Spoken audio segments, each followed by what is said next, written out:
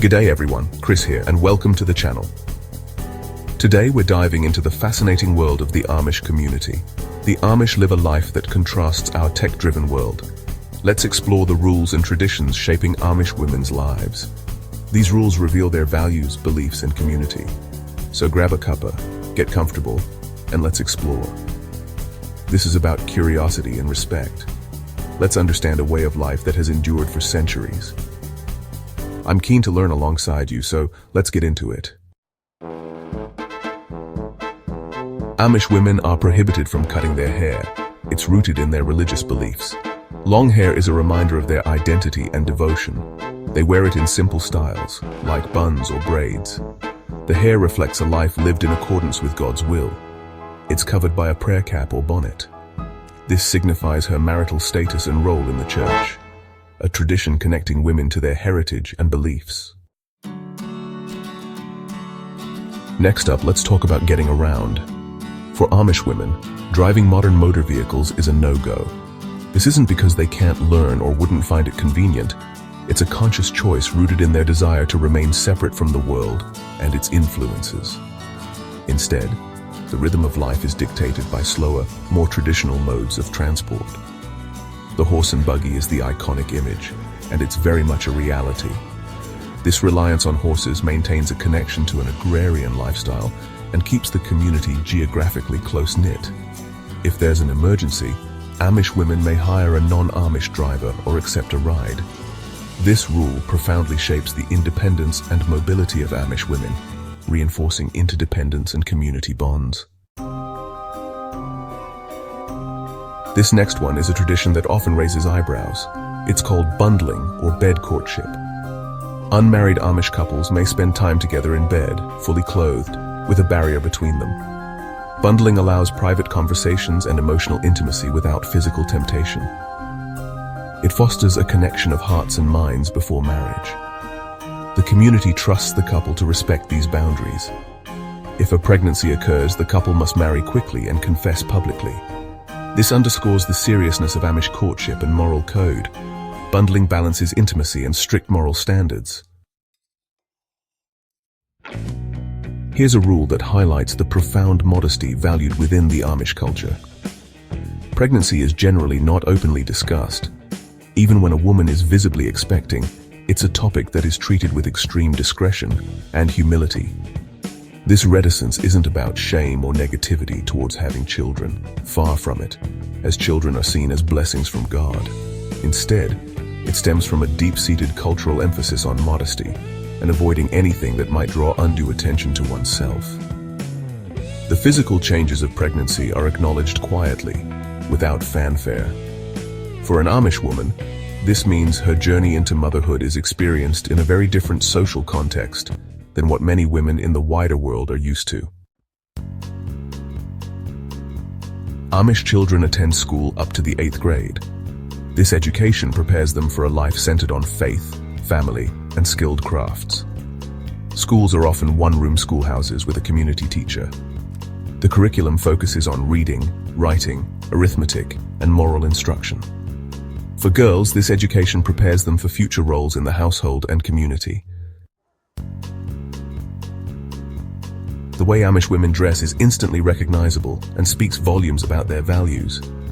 There's a very strict dress code, all about modesty, simplicity, and uniformity. Women wear long, solid-colored dresses, typically in muted shades. Flashy patterns and bright colors are avoided. Married women often wear aprons. Head coverings or caps are crucial.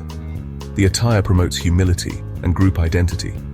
It's a reminder of shared values and separation from the fashion-obsessed world. Amish girls often play with dolls that have no faces.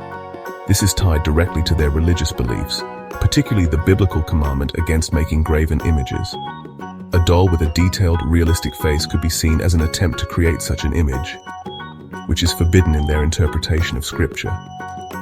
Beyond the theological reasoning, there's also a beautiful social message embedded in the tradition of Faceless Dolls. It's said to promote the idea that everyone is equal in the eyes of God. By not giving the doll a specific facial expression or distinct features, it discourages any notion of one doll or by extension one person, being prettier or more special than another. A significant level of sexual ignorance often persists until marriage. Due to the extreme emphasis on modesty and the avoidance of discussing personal or bodily matters openly, comprehensive sex education as we know it is virtually non-existent. Young women may grow up with very little, if any, explicit knowledge about sexual intercourse, their own reproductive anatomy, or the physical aspects of intimacy. This lack of information is a direct consequence of the cultural value placed on purity and innocence before marriage. For many young Amish women, this can lead to considerable confusion, anxiety, and even fear as they approach marriage and the wedding night. The transition into marital intimacy requires a great deal of patience, understanding, and gentle guidance. In the Amish community, children are generally viewed as blessings from God. Flowing from this belief is a strong stance against the use of artificial contraception. The decision of how many children a couple will have is largely left to divine providence rather than personal planning or intervention. Large families are common and often celebrated within Amish society. While artificial methods are forbidden, some Amish couples might discreetly use natural family planning methods. For the vast majority of Amish women, their reproductive lives are lived in accordance with the principle that family size is in God's hands. The Amish have strict dating rules, focusing on modesty and respect. Courtship is serious, leading towards marriage. Physical contact is generally forbidden before marriage. Couples get to know each other through conversation. Engagements are often kept secret, no flashy rings or public proposals. The commitment is solemn, involving family and God. The process is modest, respectful, and sacred. An Amish wedding is a significant community event, marked by simplicity and practicality. The bride's dress is solid-colored, often blue or purple, modest with long sleeves and a full skirt. She wears a white apron and cape, no veil, and a simple bouquet. Her head covering, or cap, is also white. The attire marks her transition into married life within the community. A fundamental aspect of an Amish woman's life, particularly within marriage, is the expectation of submission to her husband. The husband is generally considered the spiritual head of the household, responsible for leading the family in matters of faith and representing them in the wider community and church affairs. The wife's role is to be a supportive partner, a helpmeet to her husband, and to manage the domestic sphere. While her opinions and wisdom are often valued within the family, the ultimate decision-making authority typically rests with the husband. This structure is seen as divinely ordained and essential for a harmonious family life.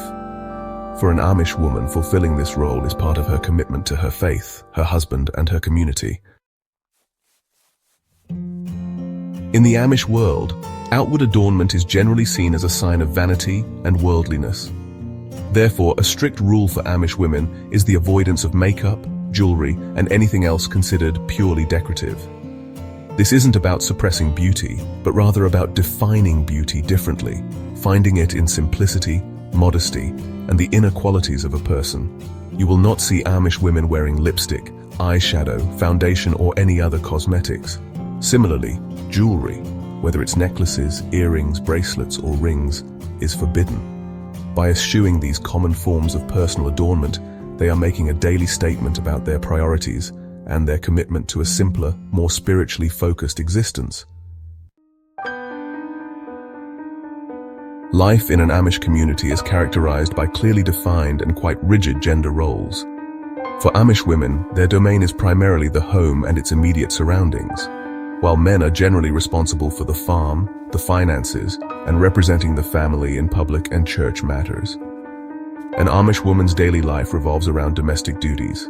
This includes cooking meals, baking, preserving food, cleaning, doing laundry, sewing clothes, and raising the children.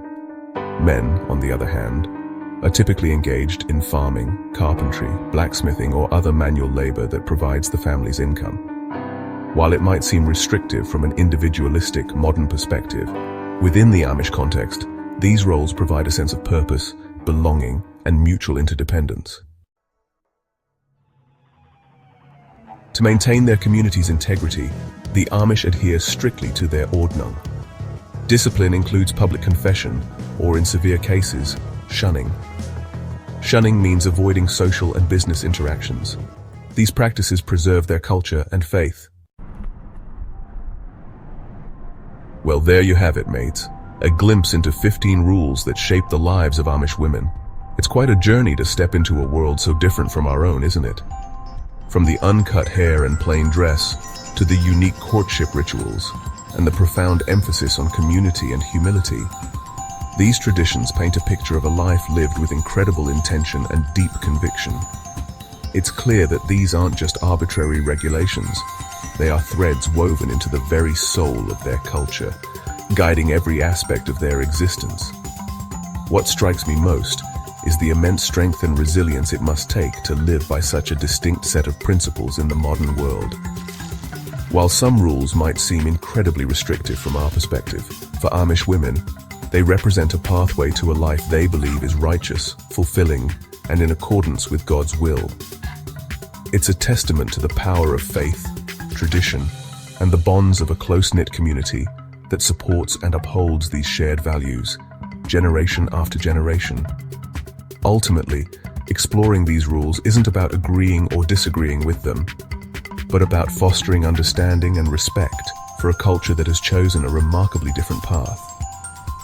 It reminds us that there are countless ways to live a meaningful life, and the Amish way, with all its complexities and deeply held beliefs, is certainly one of them. I hope this has been as thought-provoking for you as it has been for me. Thanks for joining me on this exploration, and I'll catch you in the next one.